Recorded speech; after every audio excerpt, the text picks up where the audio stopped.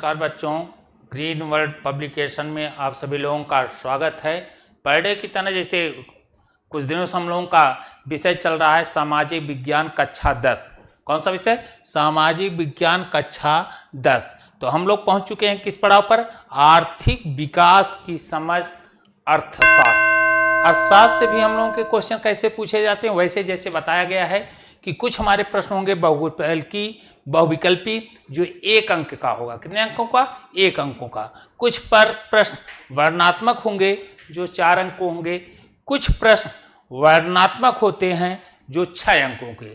तो वही क्लास उसी रूप में हम लोग पुनः अपने क्वेश्चनों को देखेंगे कि आगामी परीक्षाओं में को लेकर के जो हम लोग तैयारी अपने मेथड को बनाए हुए हैं कि कैसे हम अच्छे से अच्छे नंबरों को प्राप्त करें, तो उसी को ध्यान में रखते हुए 2024 के तहत राजीव क्वेश्चन बैंक 2024 का राजीव क्वेश्चन बैंक के तहत जो अति महत्वपूर्ण प्रश्न हैं, ऐसे प्रश्नों के सलूशन के साथ हम लोग उतरे हुए हैं। और इसमें आपकी पूरी सहयोग की जरूरत है कि अपने पेपर को हम 1 नंबर, 4 नंबर और 6 नंबरों को कैसे करते हैं। तो क्लास को शुरू करने के पहले बच्चों अपने चैनल को लाइक, सब्सक्राइब और शेयर करना न भूलें, जिससे यहाँ से जो भी मैटर निकले वो आप तक पहुँचता रहे और आपका सहयोग इस संस्था के द्वारा मिलता रहे। तो चलें शुरू करते हैं अपने पहले क्वेश्चन को लेकर के। पहला क्वेश्चन हमारा क्या है, जरा हम लोग विचार करते हैं। पहला क्वेश्चन, भारत के किस राज्य में शिशु मृत्यु दर निम्नतम है? सबसे कम शिशु मृत्यु पूरे राज्यों पर यह ध्यान देना है कि जितने भी राज्य, इन राज्यों में सबसे कम शिशु मृत्यु दर किस राज्य में है? तो कहाँ है? तो यही प्रश्न है। केरल दिया गया, बिहार, पंजाब, हरियाणा। तो कहाँ है बच्चों? केरल में सबसे कम शिशु मृत्यु दर, जिसे हम कहेंगे न्यूनतम शिशु मृत्यु दर, कहाँ है? तो कहाँ बताया जाएगा? यह हमारा कहाँ है? केरल में। तो आगे के क्वेश्चन देखें। निम्नलिखित, फिर से देखें जरा।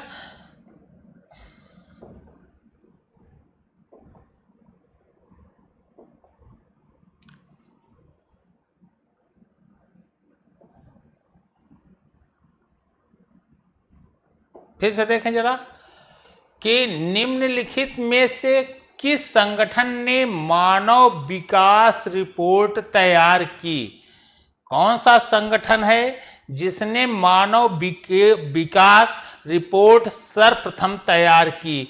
विश्व बैंक, अंतरराष्ट्रीय मुद्रा कोष, संयुक्त राष्ट्र संघ, यूएनडीपी। तो सबसे पहले मानव विकास रिपोर्ट जिस संगठन के द्वारा तैयार किया गया, जिस संगठन के द्वारा सर्वप्रथम मानव विकास रिपोर्ट तैयार किया गया, वह संगठन यहाँ पर कौन सा है? यूएनडीपी। यह संगठन के द्वारा ही सर्वप्रथम मानव विकास रिपोर्ट को क्या किया गया? तैयार किया गया। आर्थिक सर्वेक्षण 2017-18 के अनुसार केरल में शिशु मृत्यु दर प्रति वर्ष 1000 व्यक्ति पर कितनी थी? यहां देखना है कि 2017-18 के अनुसार जो केरल में शिशु मृत्यु दर प्रति वर्ष 1000 व्यक्तियों पर कितने शिशु मृत्यु दर थी? तो 1000 व्यक्तियों पर जो शिशु मृत्यु दर निर्धारित की गई, यहां विकल्प दिया गया है 10, 20, 30, 32। तो कितना है? 10। टाउट साधारणतया लोगों की इच्छा क्या होती? टाउट साधारणतया लोगों की इच्छा क्या होती है? अधिक क्या है? टाउट है क्या? अधिक से अधिक आय। लोगों की इच्छा क्या है? अधिक से अधिक आय अर्जन का को ही क्या कहा जाता है? साउथ। तो टाउट साधारणतया लोगों की इच्छा क्या होती है? इसमें अधिक से अधिक लोगों की इच्छा अधिक आय की होती है। किसकी होती है? अधिक आय की होती है। पढ़े। अगले प्रश्नों को देखा जाए तो अगला प्रश्न हमारा जो है वह है, अगले प्रश्न को देखें तो अगला प्रश्न हमारा जो है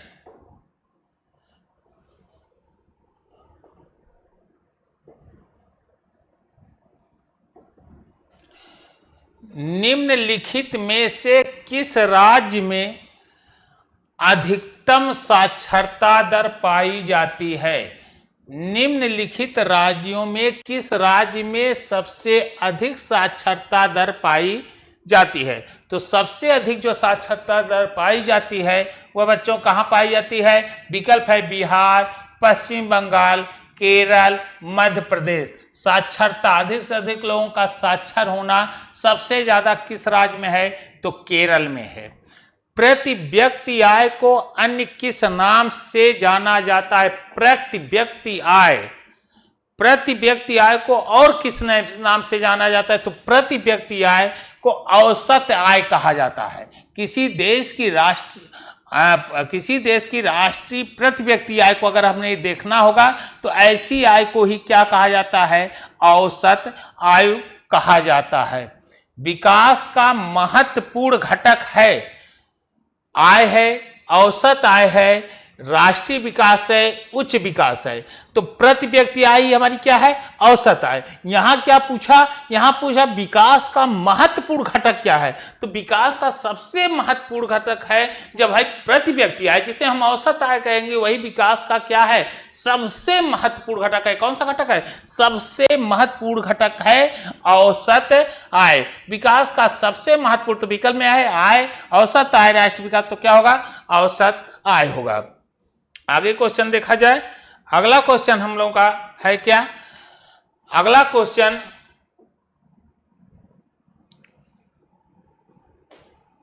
शिशु मृत्यु अनुमान निकाला जाता है।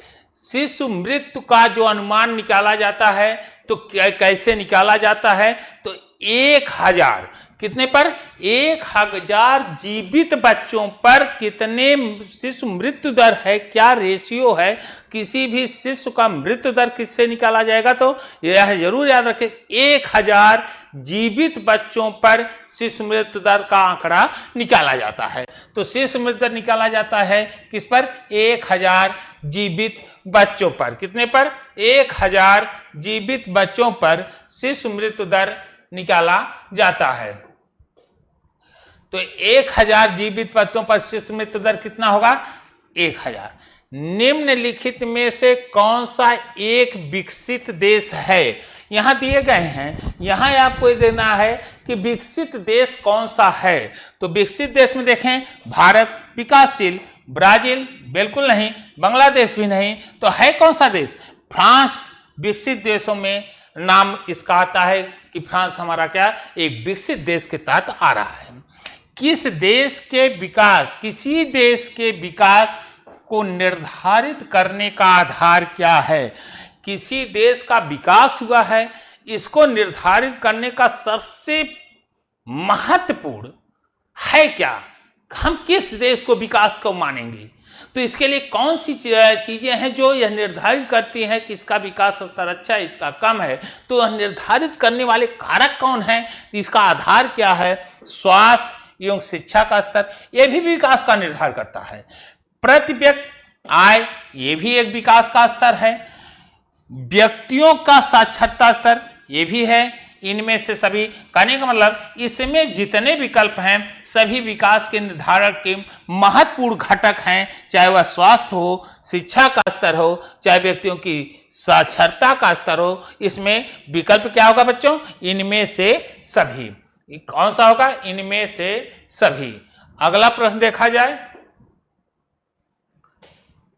अगला प्रश्न हमारा क्या है? अगले प्रश्न पर हम विचार करते हैं कि मानव विकास के लिए साक्षरता क्यों अनिवार्य है? मानव विकास के लिए साक्षरता क्यों अनिवार्य है? यही हमारा पहला प्रश्न है कि साक्षरता विकास के लिए क्यों है? क्योंकि सबसे पहले साक्षर होने से व्यक्ति के व्यक्तित्व में जहां निखार आता है वहीं समय परिस्थितियों को आकलन करने में एक महत्वपूर्ण भूमिका निभाती है।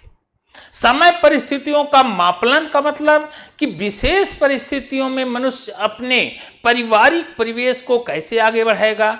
विपरीत परिस्थितियां आ गई तो उससे निकलने की प्रक्रिया कैसे होगी, कैसे किया जाए, यह मानव के व्यक्तित्व का जो निचोड़ आता है वह शिक्षा से। तो देखो कैसे हम इसको करेंगे। यहाँ राजू क्वेश्चन बैंक 2024 में अच्छे ढंग से फॉर्मेट बनाया गया है कि साक्षरता व्यक्ति को इस योग्य बनाती है।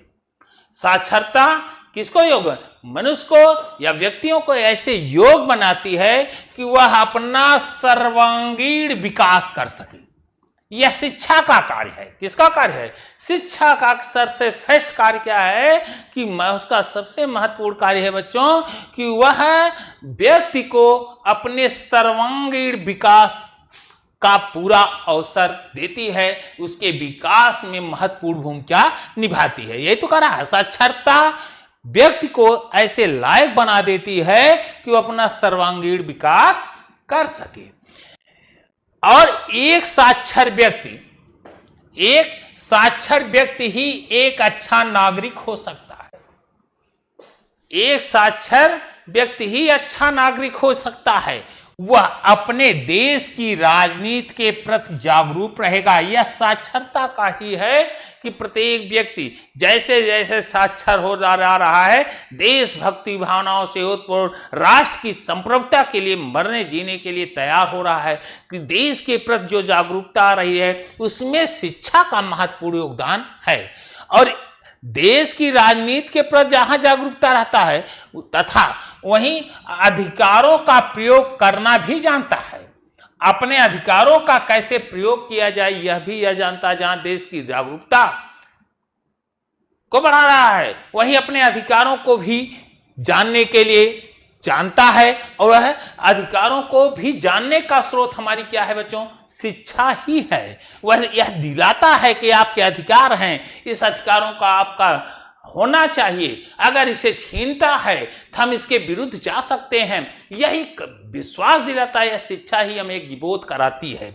आगे कह रहा उसे अपने कर्तव्यों का अधिकार, जहां राजनीति के प्रति जागरूक किया वहीं अधिकारों का प्रयोग करना सिखाया, वहीं कर्तव्य का भी बोध होता है कि इस देश, इस समाज, इस परिवार, इस सामाजिक व्यवस्था में मेरी क्या भूमिका है। अर्थात शिक्षा ही व्यक्ति को कर्तव्य का बोध कराता है। यदि उसके अधिकारों का हनन हो भी तो भी उसकी सुरक्षा के लिए वह प्रयत्नशील रहता है।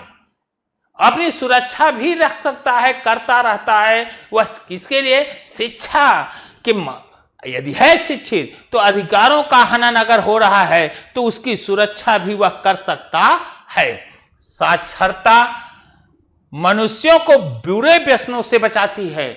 हमारे लिए, हमारे परिवार, समाज, राष्ट्र के लिए क्या गलत है, क्या सही है, उसके साथ उसके व्यसनों को, उसके नैतिक दायित्वों का भी बोध हो कराती है। साक्षरता से व्यक्ति आर्थिक दृष्टि से इतना सक्षम हो जाता है कि अपने परिवार और समाज के लिए भी कुछ कर सके।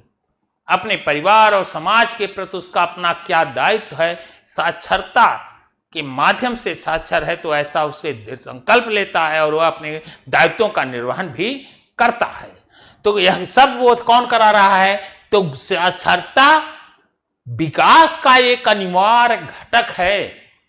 साक्षर ही व्यक्ति का व्यक्तित्व का जहां विकास में रहा वहां परिवार अपने कर्तव्य का बोध होता है, वहां अधिकारों में जागरूकता आती है, राजनीतिक अधिकारों के परिवेश को समझता है, साथ ही साथ कर्तव्य उसके देश के प्रति क्या है इसको भी वह जागरूक करता है। शिक्षा की बात। तो अगला प्रश्न क्या दिया रहा है बच्चों? देखो, मानव विकास के विभिन्न मापदंडों का उल्लेख कीजिए। मानव विकास के कौन कौन से मापदंड हैं इनका क्या करिए? उल्लेख करिए।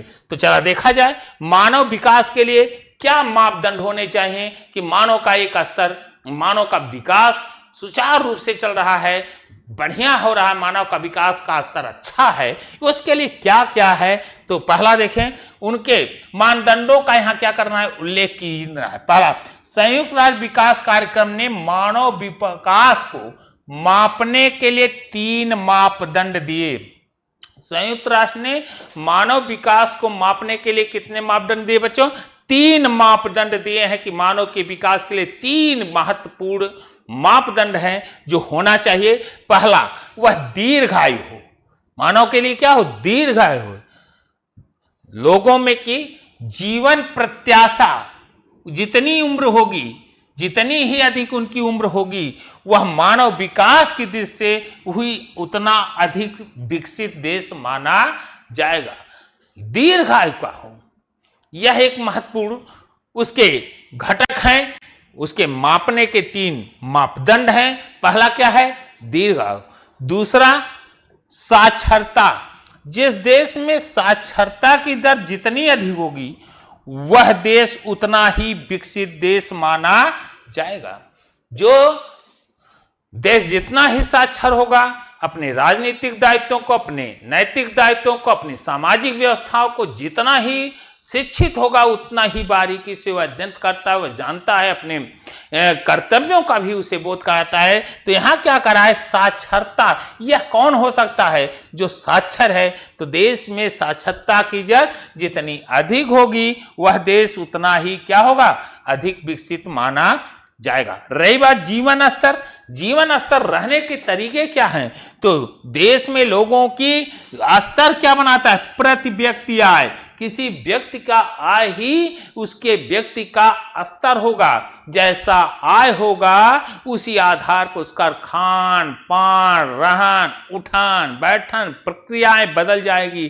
तो यहां क्या कहा? जीवन स्तर। जिस देश के लोगों में प्रति व्यक्ति आय अधिक होगी, अगर आय अधिक होगी, तो वहां के लोगों का निश्चित है जीवन स्तर अच्छा होगा। ऐसा देश अधिक विकसित माना जाएगा। ऐसा देश क्या होगा? अधिक विकसित माना जाएगा। जिसका रहन सहन खान पान, अगर प्रति व्यक्ति आय अच्छा है बच्चों, तो निश्चित तौर से जैसी आय होगी वैसा व्यय ही होता है। कम आय कम व्यय, और कम व्यय के लिए कम स्तर नीचे जाना होगा। आय अधिक है तो अपने स्तर आवश्यकताओं को रोकना नहीं होगा, एक अच्छे मापदंड के तौर उसको लेकर के आगे बढ़ा जाता है। तो दूसरे अगले प्रश्न में देखा जाए, तो शिशु मृत्यु दर रोकने के कोई 3 उपाय बताइए। बहुत सामान्य सी प्रश्न है कि शिशु मृत्यु दर को कैसे रोका जाए, इसके लिए क्या मापदंड होने चाहिए, इसके लिए शिशु मृत्यु दर को रोकने के कौन से उपाय किए जाएं कि शिशु मृत्यु दर में कमी आए। तो यहां देखा जाए, जननी सुरक्षा योजना के माध्यम से शिशु दर को रोकने के लिए पहला क्या दे रहा है कि जननी सुरक्षा योजना के माध्यम से कुशल जन्म परिचारिका द्वारा संस्थागत प्रसव को बढ़ावा देना मातृत्व और नवजात दोनों की मृत्यु दर में कमी करने की प्रमुख भूमिका निभाती है। जननी सुरक्षा योजना के तहत बच्चे का जन्म कुशल से हो, स्वस्थ वातावरण में है, ठीक हो, इसके लिए क्या कहा जाए, परिचारिका द्वारा संस्थागत प्रसव को बढ़ावा देना चाहिए। संस्थागत प्रसव माने जन्म के समय बच्चे का जो व्यवस्था हो उसे बढ़ावा देना, और मातृ और नवजात माता और बच्चों को दोनों की मृत्यु दर में कमी करने में यह महत्वपूर्ण भूमिका निभाती है। आगे है विशेष नवजात शिशु देखभाल इकाइयों, नवजात स्थिरीकरण इकाइयों, नवजात शिशु की देखभाल के अन्य उपायों द्वारा शिशु की जीवन रक्षा की जा सकती है। इनके द्वारा भी शिशु के जीवन को सुरक्षित रखा जा सकता है। सार्वभौमिक टीकाकरण, जनते ही टीका लग रहे हैं, तो ध्यान दीजिए, सार्वभौमिक टीकाकरण द्वारा माता और शिशु को सरकार द्वारा निःशुल्क टीकाकरण करवाकर उनके प्राण की रक्षा की जाए। यह शिशु मृत्यु दर को कम करने के उपाय हैं। किसके मृत्यु दर, शिशु मृत्यु, जननी सुरक्षा योजना को कुशल प्रसव के लिए संस्थागत को बढ़ावा दिया जाए। वहीं शिशु दर कम करने के लिए सार्वभौमिक टीकाकरण जो सरकार द्वारा निःशुल्क दी जाए। अगर यह दिया जाएगा तो निश्चित है कि शिशु के मृत्यु दर में कमी आएगी। अगला है कि राष्ट्रीय आय में वृद्धि हेतु कोई 3 उपाय सुझाइए। राष्ट्रीय आय में वृद्धि हो, इसके लिए 3 उपाय क्या हो सकते हैं जिससे हमारे राष्ट्रीय आय का या किसी देश के राष्ट्रीय आय में वृद्धि हो जाए। तो इसके लिए 3 उपाय जो सुझाए गए हैं, देखिए राष्ट्रीय आय में वृद्धि हो तो कोई 3 उपाय। तो राष्ट्रीय आय को बढ़ाने के लिए जो प्रयास किए जाने चाहिए, सबसे पहला प्रयास है कि राष्ट्रीय आय तभी बढ़ेगा जब जनसंख्या वृद्धि पर नियंत्रण होगा। हमारे यहां जनसंख्या जिस रेशियो से बढ़ रही है, उस रेशियो से अगर आय, किसी परिवार की आय देखिए, अगर परिवार लंबा है और उस ढंग से उसके आय का स्रोत नहीं हो रहा है, तो निश्चित है कि राष्ट्रीय आय हमारी वहां पारिवारिक आय कम हो जाती है। तो वही चीज देश पर लागू हो रहा है कि अगर राष्ट्रीय आय को बढ़ाना है तो देश की जनसंख्या को नियंत्रण करना होगा। भारत की कंडीशन यहां देखें तो जनसंख्या कितनी तेजी से बढ़ा, तीव्र से बढ़ने के कारण, जनसंख्या का अत्यधिक बढ़ने के कारण बच्चों प्रति व्यक्ति आय कम होती है। जब जनसंख्या ज्यादा है तो प्रति व्यक्ति आय अपने आप क्या हो जाएगी बच्चों, कम है। और राष्ट्रीय आय में वृद्धि नहीं हो पाती, ये भी एक कारण है कि जब जनसंख्या बढ़ेगी राष्ट्रीय आय कम होगी, तो राष्ट्रीय आय में जब कम होगी तो वृद्धि नहीं हो पाएगी जनसंख्या के कारण। आवश्यकता अब है क्या, इसे रोका कैसे जाए? तो ये आवश्यकता इस बात का है कि देश के नागरिकों को शिक्षित किया जाए। यहां सबसे महत्वपूर्ण है कि इसको मेंटेन रखने के लिए जनता को क्या किया जाए, नागरिकों को क्या किया जाए, शिक्षित किया जाए। उन्हें जनसंख्या वृद्धि के गंभीर परिणामों से अवगत कराया जाए। उन्हें इस बात का एहसास दिलाया जाए कि अधिक जनसंख्या से राष्ट्रीय आय के स्तर, राष्ट्रीय आय में कमी होगी। हम आवश्यकताओं से भी वंचित हो रहे हैं, नहीं मिल पा रहा है, कुपोषण कैसी खा, तो इसको मेंटेन करने के लिए यहां ध्यान दीजिएगा कि जनसंख्या में वृद्धि होनी चाहिए। क्या होनी चाहिए? जनसंख्या पर वृद्धि को तुरंत क्या करना चाहिए, नियंत्रण करना चाहिए। अगर जनसंख्या पर हम नियंत्रण करेंगे तो तभी राष्ट्रीय आय में बच्चों क्या होगी, वृद्धि होगी। अगर जनसंख्या पर नियंत्रण नहीं हुआ तो राष्ट्रीय आय में वृद्धि नहीं हो सकती। साथ ही साथ कृषि विकास के प्रयास, राष्ट्रीय आय जनसंख्या को रोक करके, जनसंख्या को रोकने के लिए उन्हें शिक्षित में यह चेतना भरी जाए कि इससे हानियां क्या हो रही हैं। दूसरा है कि राष्ट्रीय आय को बढ़ाया कैसे जाए, तो कृषि विकास का प्रयास, कृषि में उसका पुनः से अगर देखा जाए, कृषि की व्यवस्थाओं में सुधार किया जाए और सुधार वैज्ञानिक तरीकों को अपनाया जाए, तो भारत एक कृषि प्रधान देश है और हमारे देश की राष्ट्रीय आय में कृषि का महत्वपूर्ण योगदान है। कृषि प्रधान देश और कृषि प्रधान होने के नाते इस कृषि का राष्ट्रीय आय में योगदान भी अधिक है। लेकिन अगर उस पर ध्यान दिया जाए, आज भी परंपरागत तरीके से कृषि कार्य किया जाता है। आज भी हम वही परंपरा को अपना करके उस कार्य को कर रहे हैं, जिससे उस परंपरा को नहीं तोड़ पा रहे हैं। उस जैसे कृषि होती थी वैसे हो रहा है, दूसरे पायदान पर, जबकि आय में सबसे ज्यादा योगदान दे रहा है, जिससे वही परंपरा अपनाने के लिए इसकी उपज क्या हो रही है, कम हो रही। क्यों कम हो रही? कि परंपरागत तरीकों से ही कृषि कार्य किया जा रहा है, इसलिए कि इसकी उपज क्या हो रही है, कम हो रही है, कम प्राप्ति। यदि कृषि को आधुनिकीकरण किया जाए तो कृषि उपज में वृद्धि होगी। अगर आधुनिकीकरण किया जाएगा तो निश्चित तौर से उपज में क्या होगी, वृद्धि होगी। और जब कृषि की उपज में वृद्धि होगी तो राष्ट्रीय आय में अपने आप वृद्धि हो जाएगी। अगर किसकी उपज में वृद्धि होगी तो राष्ट्रीय आय में बच्चों क्या हो जाएगी, वृद्धि हो जाएगी।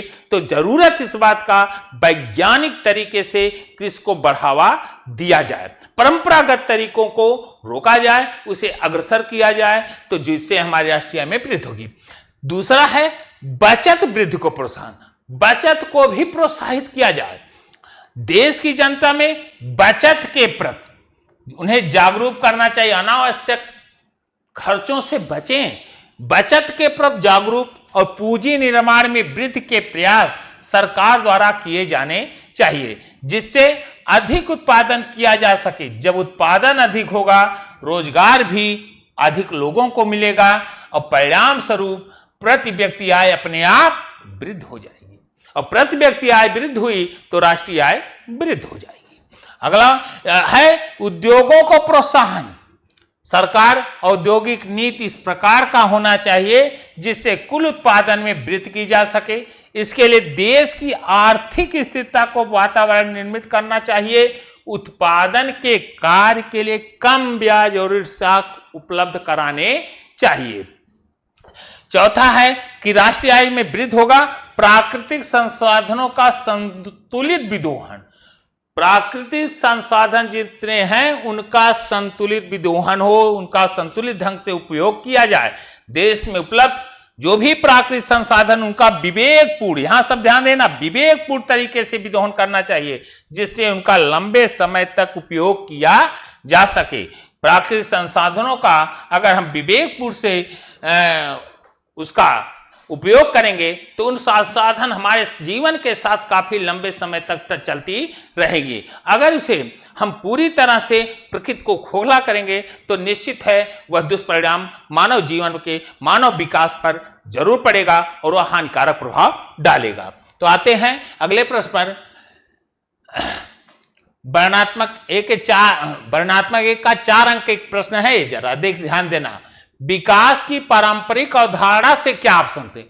विकास का जो परंपरागत अवधारणा है उससे आप क्या समझते हैं? तो विकास की परंपरागत अवधारणा में अगर नाम लिया जाए तो देखेंगे एडम स्मिथ, माल्थस और रिकार्डो का नाम बहुत बेहतरीन ढंग से आता है, और दोनों का अपना अपना इस एक बिंदु पर एक ही समय में एक जैसे दिए, लेकिन कुछ विकास की मैटरों पर ये अलग अलग हो रहे हैं।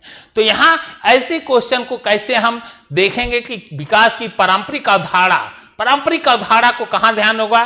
तो स्मिथ, रिकार्डो और मार्थस का नाम इन परंपराओं के साथ जोड़ा जाता है जैसे क्वेश्चन को बनाया गया है। अर्थशास्त्रियों ने, जिसमें आमतौर से कौन? एडम स्मिथ, और कौन है? एडम स्मिथ, रिकार्डो तथा माल्थस का नाम लिया जाता है। एडम स्मिथ, रिकार्डो तथा माल्थस का नाम लिया जाता है। और पूंजीवादी अर्थव्यवस्था के अंतर्गत, किस अर्थव्यवस्था में? पूंजीवादी अर्थव्यवस्था में ये विचारक अपने विचारों की अभिव्यक्ति की है। एडम स्मिथ, रिकार्डो और माल्थस ने पूंजीवादी अर्थव्यवस्था में ही अपने विचारों को अभिव्यक्त किया है। इन तीनों अर्थशास्त्रियों की मूलभूत सोच एक ही है। अगर इनके मूलभूत सोचों पर जाएंगे तो एक ही, लेकिन कहीं कहीं विचारों की टकराहट भी नजर आती है, और यह जो टकराहट आती है बच्चों, वह केवल विकास के मुद्दों से। किस पर आती है? इनके अंदर जो टकराहट दिखाई देती है हल्की फुल्की, वह किस मुद्दों पर? विकास के मुद्दों से संबंधित। इसलिए यदि इन तीन अर्थशास्त्रियों को एक मंच पर रखा जाए तो इनको एक इकाई समझा जाए तो अतिशयोक्त नहीं। अगर इन्हें एक मंच पर रखा जाए तो एक मंच पर एक समय के एक अंतर्गत रखा जाए तो इन्हें अतिशयोक्त नहीं माना जा सकता। एडम स्मिथ आर्थिक विकास के सिद्धांत को उतनी महत्ता नहीं मिली है। आर्थिक विकास के सिद्धांत पर एडम स्मिथ को वह महत्ता नहीं प्राप्त हुई है जो महत्ता उनको मूल्य व वितरण सिद्धांत को मिला है। इन्होंने जो आर्थिक विकास का सिद्धांत दिया, कौन? एडम स्मिथ ने। उतनी महत्ता नहीं मिली जितनी एडम स्मिथ को महत्ता मिलती है। कहां? मूल्य व वितरण सिद्धांत को मिला है। और इरमा एडलमन इरमा एडलमन ने कहा कि एडम स्मिथ का सिद्धांत 3 बातों पर निर्भर करता है, केवल 3 बात कौन है? श्रम विभाजन, श्रम उत्पादकता। इन्होंने कहा 3 बातों पर ही निर्भर करता है, श्रम विभाजन और उसकी उत्पादकता, पूंजी संचय की प्रक्रिया तथा जनसंख्या वृद्धि। श्रम, पूंजी संचय की प्रक्रिया तथा जनसंख्या वृद्धि। एडम स्मिथ का सिद्धांत मुक्त व्यापार के पक्ष में था तथा नियमित आर्थिक विकास के विरुद्ध। ये मुक्त बाजार कि व्यक्ति अपना हित स्वयं चाहता है, उसे अधिक से अधिक खुली छूट दिया जाए। अगर अधिक से अधिक खुली छूट मिलेगा तो अपने व्यवस्थाओं को आगे बढ़ाएगा। इस मामले में राज्य कम से कम हस्तक्षेप करें, यही है मुक्त अर्थव्यवस्था की तरफ इन्होंने अपनी बात कही। एडम स्मिथ ने अपनी विख्यात पुस्तक An Inquiry into the Nature and the Causes of the Wealth of Nations, इनकी पुस्तक का जो शॉर्टकट में कहा जाता है वेल्थ ऑफ नेशन, 1776 में प्रकाशित हुई। एडम स्मिथ की पुस्तक वेल्थ ऑफ नेशन बच्चों कब हुई? 1776 में प्रकाशित हुई। मुक्त आर्थिक विकास की समस्या से संबंधित है। जो वेल्थ ऑफ नेशन जो 1776 में आई, यह किससे संबंधित है? आर्थिक विकास की समस्याओं से संबंधित है। यद्यपि उसने इसके बारे में व्यवस्थित सिद्धांत प्रतिपादित नहीं किया, फिर भी उनका सिद्धांत निम्न बातों का वर्णन करता है। उत्पादन सिद्धांत में एडम स्मिथ ने 3 भूमि, श्रम, पूंजी का उल्लेख किया। किसमें? उत्पादन सिद्धांत में एडम स्मिथ ने 3 बातों का भूमि, श्रम एवं पूंजी का उल्लेख किया। एडम स्मिथ की घटती सीमांत उत्पादकता, एडम स्मिथ की घटती हुई क्या? सीमांत उत्पादकता के बारे में न बात कर, इन्होंने सीमांत उत्पादकता के बारे में न बात कर बल्कि प्रोडक्शन फंक्शन को increasing of the returns to scale से जोड़ा है। उसकी राय में बाजार के आकार में वृद्धि होगी, आंतरिक और बाह्य अर्थव्यवस्था में वास्तविकता उत्पादन की लागत को कम करना पड़ेगा। यह अपने समय के साथ परिवर्तित होगा। उत्पादन तकनीक में सुधार से श्रम विभाजन की संभावनाएं बढ़ जाएंगी, जो न केवल उत्पादन तकनीक से प्रभावित होगी बल्कि इस पर भी प्रभावित होगी कि बाजार के आकार का भी प्रभाव इस पर पड़ेगा। इस व्यवस्था से भी प्रभावित होगी। बाजार का आकार पूंजी के साथ घरेलू हो चाहे अंतरराष्ट्रीय व्यापार पर लगे प्रतिबंध से निर्धारित होगा। इसलिए पूंजी संचय की पहली शर्त है श्रम विभाजन बढ़ेगा। बाजार के विरुद्ध पर धन लगाने से बाजार का आकार सीमित होगा तथा श्रम विभाजन भी सीमित हो जाएगा। इसलिए उत्पादन में वृद्धि श्रम विभाजन से नहीं बल्कि पूंजी संचय से है। एडम स्मिथ ने सुधरी हुई प्रौद्योगिकी को भी महत्ता दिया। इसमें श्रम विभाजन तथा बाजार का विस्तार होता तथा घरेलू एवं अंतरराष्ट्रीय व्यापार का विस्तार विशेष रूप से लाभदायक है। इसके अंतर्गत इन्होंने इस बात का जिक्र किया। अगले प्रश्नों पर हम चर्चा करते हैं। अगला प्रश्न हमारा क्या है? विकास मापने का यूएनडीपी का मापदंड किन पहलुओं में विश्व बैंक के मापदंड से अलग है? एक विकसित देश की क्या विशेषताएं होती हैं? स्पष्ट कीजिए। विकसित देशों के किन्हीं 3 विशेषताओं का वर्णन कीजिए। विकास की अवधारणा क्या है? समानता इनमें से किन घटकों को सम्मिलित किया जाता है? मानव विकास सूचकांक को परिभाषित कीजिए। मानव विकास के घटक का वर्णन कीजिए। तो कहने का मतलब इन प्रश्नों का नेचर एक ही है। किसी भी प्रकार से पूछा जाता है तो उत्तर आपका यही होगा कि विकास के मापने का विश्व बैंक का मापदंड, विकास के मापने का विश्व बैंक का मापदंड क्या है? विकास को मापने का विश्व बैंक का मापदंड केवल आय पर आधारित है। विश्व बैंक जो मापन करता है विकास का, वह केवल किस पर आधारित है? केवल आय पर आधारित है। इस मापदंड की अनेक सीमाएं हैं। आय के अतिरिक्त भी कई अन्य मापदंड। इन्होंने कहा कि विश्व बैंक का विकास का जो मापन है बच्चों केवल है आय पर है, लेकिन इस मापदंड की सीमाएं हैं।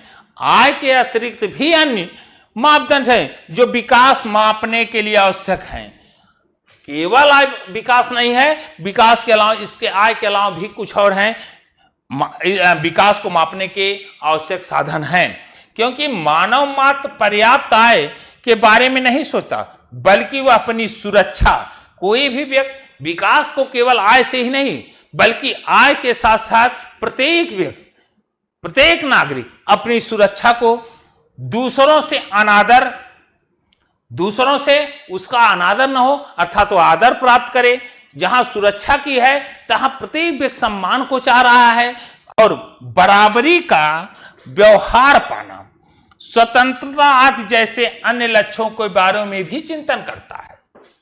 केवल आय ही नहीं बल्कि सुरक्षा, दूसरों से आदर, बराबरी का व्यवहार पाना, स्वतंत्रता आदि जैसे अन्य लक्ष्यों के बारे में भी वह चिंतन करता है। यूएनडीपी द्वारा प्रकाशित मानव विकास रिपोर्ट में विकास के लिए निम्नलिखित मापदंड अपनाए गए हैं। यूएनडीपी ने जो विकास के लिए मापदंड अपनाए हैं वह निम्नलिखित हैं। पहला उन्होंने मापदंड अपनाया है कि लोगों का स्वास्थ्य। विकास का जो इनके द्वारा मापदंड अपनाया गया है, पहला मापदंड इनके द्वारा जो अपनाया गया है वह है लोगों का स्वास्थ्य। तो लोगों का स्वास्थ्य मानव विकास के प्रमुख मापदंड हैं। स्वास्थ्य या दीर्घ आयु। मानव विकास के प्रमुख क्या है? स्वास्थ्य एवं दीर्घायु। विभिन्न देशों के लोगों की जीवन प्रत्याशा जितनी अधिक होगी वह मानव विकास की दृष्टि से उतना ही अधिक विकसित माना जाएगा। दूसरा, शैक्षिक का स्तर। मानव विकास का महत्वपूर्ण मापदंड क्या है बच्चों? शैक्षिक का स्तर। किसी देश में साक्षरता की दर जितनी अधिक होगी वह देश उतना ही विकसित माना जाएगा।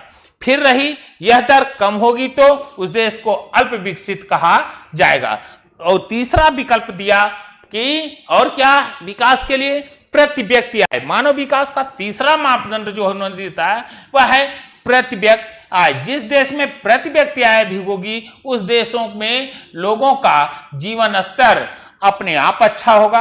अच्छा जीवन स्तर विकास की पहचान है। जिन देशों में प्रति व्यक्ति आय कम होगी 100% जीवन स्तर भी उतना अच्छा नहीं होगा। ऐसे देशों को विकसित देश नहीं माना जा सकता। ऐसे देशों को विकसित देशों की श्रेणी में नहीं माना जा सकता। चलें अगले क्वेश्चन को देखते हैं। वर्णनात्मक का दूसरा है प्रश्न नंबर 5 की देखिएगा। राष्ट्रीय आय और प्रति व्यक्ति आय में अंतर स्पष्ट कीजिए। देश की स्थिति की तुलना में के लिए इनमें से कौन सी विधि बेहतर है? राष्ट्रीय आय बेहतर और प्रति व्यक्ति आय में क्या अंतर? यहां हमें सिर्फ यह जानना कि राष्ट्रीय आय और प्रति व्यक्ति आय में क्या अंतर है। देखिए यह प्रश्न पूछे भी गए, 22-23 आदमी आए हुए हैं। तो राष्ट्रीय आय को पहले इसका अर्थ तो जाना जाए कि राष्ट्रीय आय है क्या। तो किसी देश की उत्पादन की किसी भी देश की उत्पादन की इकाई, किसी भी देश की उत्पादन की एक इकाई की वास्तविक उत्पादन का अनुमान, किसी देश का अंदर जो उत्पादित किया जा रहा है उस किसी देश के अंदर जो उत्पादन हो रहा है उस उत्पादन का वास्तविक उत्पादन का अनुमान कितना हो रहा है। एक उस देश में किसी वस्तु का उत्पादन कितना हो रहा है। भाई उत्पादन है अनुमानित न, कितना अनुमानित उत्पादन हो रहा है अनुमान प्रतिवर्ष लगाया जाता है। एक देश में कितना उत्पादन होगा यह अनुमान लगाया जाता है कि इस वर्ष इतना उत्पादन होने वाला है।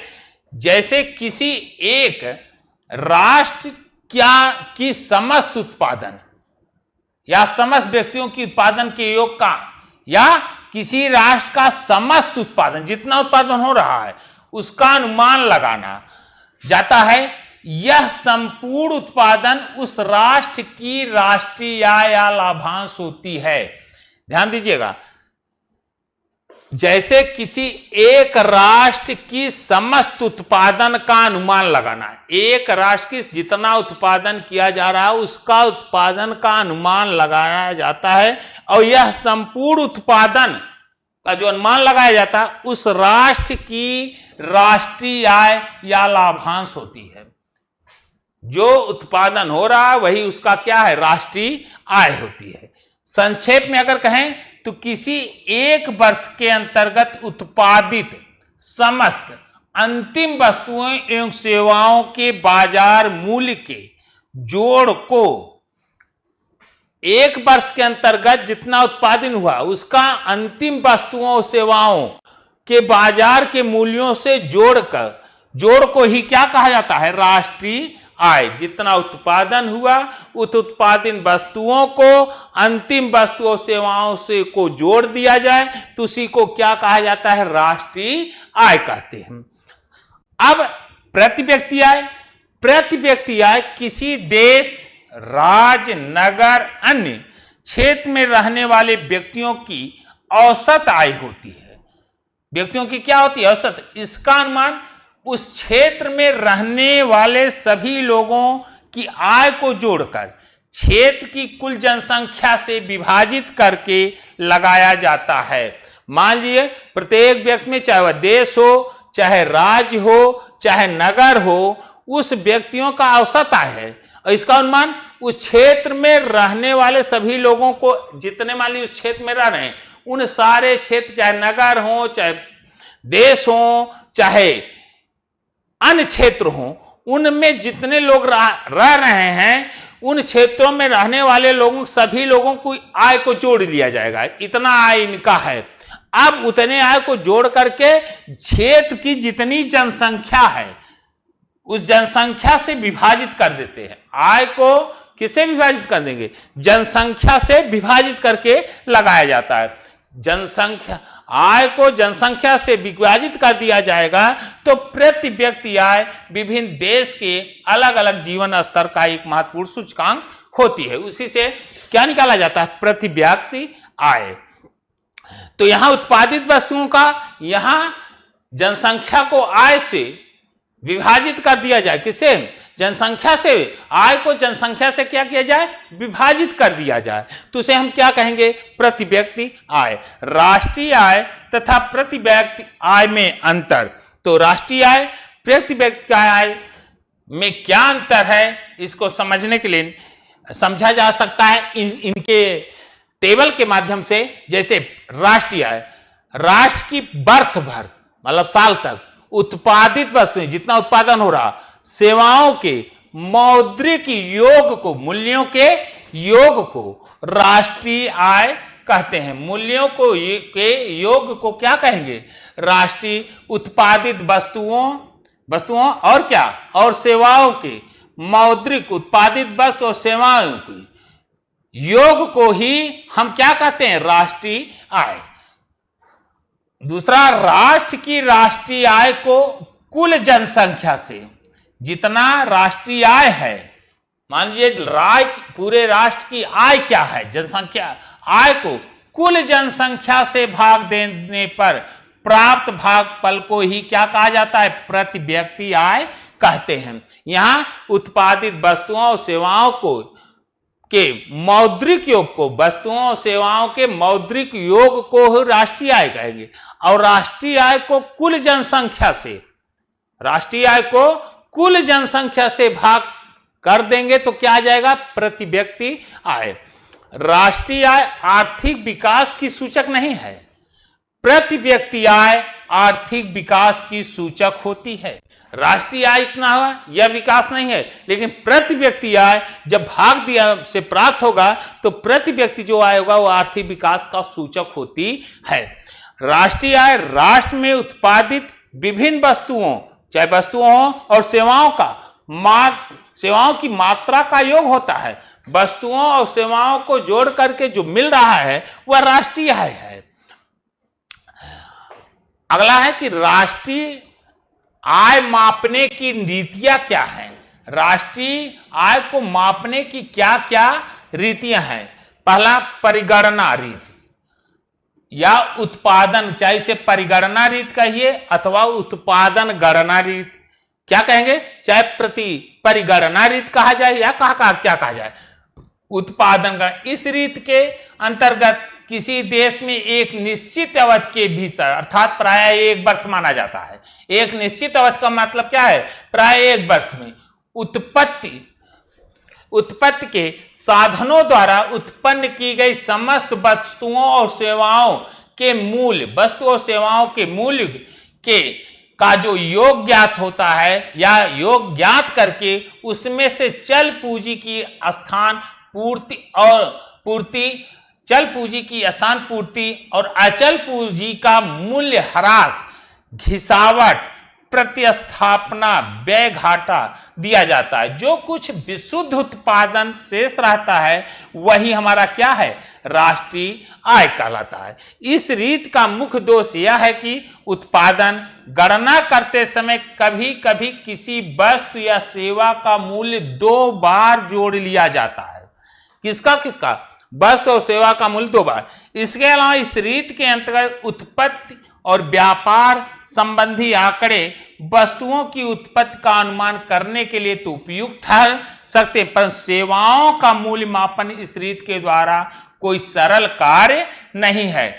वस्तुओं और सेवाओं का मापन जो रहा है इस रीत के अनुसार से कहा जाए तो यह कोई सरल कार्य नहीं है, इसे करने में कठिनाई। आय गणना की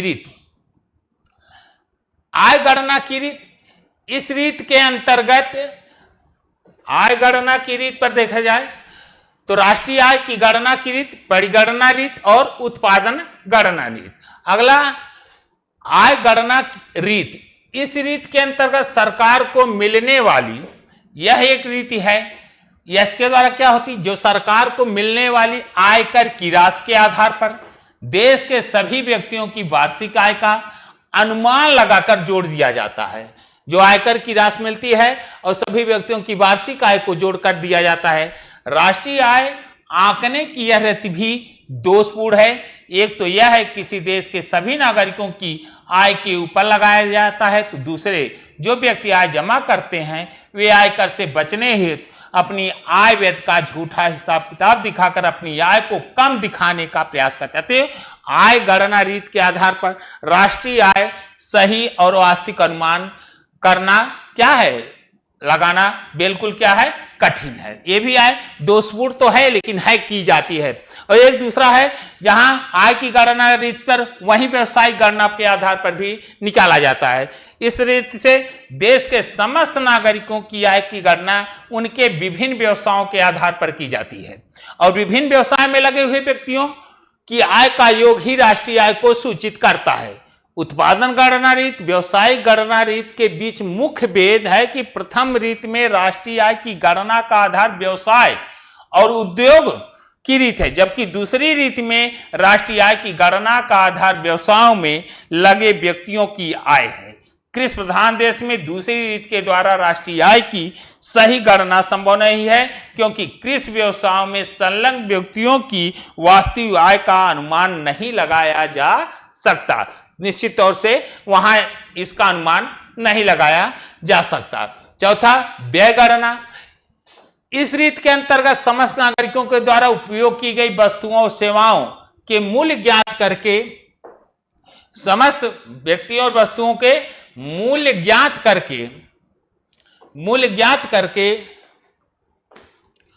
व्यय की गणना इस रीत के अंतर्गत समस्त नागरिकों द्वारा उपयोग की गई वस्तुओं और सेवाओं का मूल्य ज्ञात करके इससे समस्त बचत का मूल्य जोड़ लिया जाता है। यह सही योग राष्ट्रीय आय को सूचित करता है। राष्ट्रीय आय आंकने की यह रीत भी दोषपूर्ण है, क्योंकि एक तो नागरिकों द्वारा उपयोग पर व्यय की गई इस रकम का अनुमान लगाना कोई सरल कार्य नहीं, नागरिकों ने कितना खर्च किया इस पर अनुमान नहीं लगाया। दूसरे, उपभोग व्यय के साथ साथ बचत व्यय को ज्ञात करना और भी जटिल साधन है। तीसरा, देश की अधिकांश व्यक्ति अपनी बचत को गाड़ कर रखते हैं, वहां बचत पूंजी को ज्ञात करना भी एकदम असंभव है। कहने का मतलब व्यय गणना रीत को भी नहीं माना जा सकता, दोषपूर्ण है। उत्पादन रीत, आय रीत का मिश्रित उपयोग और साथ ही डॉक्टर BKRV राव ने उत्पादन गणना रीत, आय गणना रीत को मिलाकर एक नई मिश्रित रीत को जन्म दिया। इस प्रणाली के आधार पर भारत की राष्ट्रीय आय का सफलतापूर्वक अनुमान लगाया। इस रीत का प्रयोग ऐसे देशों में युक्त सिद्ध होता है जहां न तो आय संबंधी समस्त आंकड़े उपलब्ध होते हैं न उत्पादन संबंधी समस्त आंकड़े उपलब्ध होते हैं। ऐसी रीत में यहां प्रयोग किया जाता है। सामाजिक लेखा रीत रिचर्ड स्पेन द्वारा प्रतिपादित इस रीत के अनुसार देश की जनसंख्या को आय के आधार पर, देश की जनसंख्या को किसके आधार पर, आय के आधार पर विभिन्न वर्गों में बांट दिया जाता है और प्रत्येक वर्ग के लोग आय ज्ञात करके एक औसत निकाल लिया जाता है और उनकी जनसंख्या को इस अनुमानित औसत आय से गुणा कर देने पर संपूर्ण आय ज्ञात हो जाए। इस प्रकार विभिन्न वर्गों द्वारा प्राप्त कुल आय का योग राष्ट्रीय आय होता है। तो यह राष्ट्रीय आय के निकालने के बच्चों विभिन्न तरीके थे। तो आज हम अपने क्लास को अर्थशास्त्र से संबंधित यहीं पर विराम करते हैं। फिर अगले क्लास में हम सामाजिक विज्ञान के विषय के साथ पुनः मिलेंगे। तो क्लास को समाप्त करने के साथ ही अब हम आपसे अलविदा लेना चाहेंगे। तो जय हिंद, जय भारत। और साथ ही साथ ये चीज कि अगर चैनल को लाइक और सब्सक्राइब शेयर नहीं किए हैं तो जरूर करें। 2024 राजीव क्वेश्चन बैंक के अति महत्वपूर्ण क्वेश्चनों के साथ अभी क्लास का समापन, नए क्लास में पुनः मिलते हैं। जय हिंद।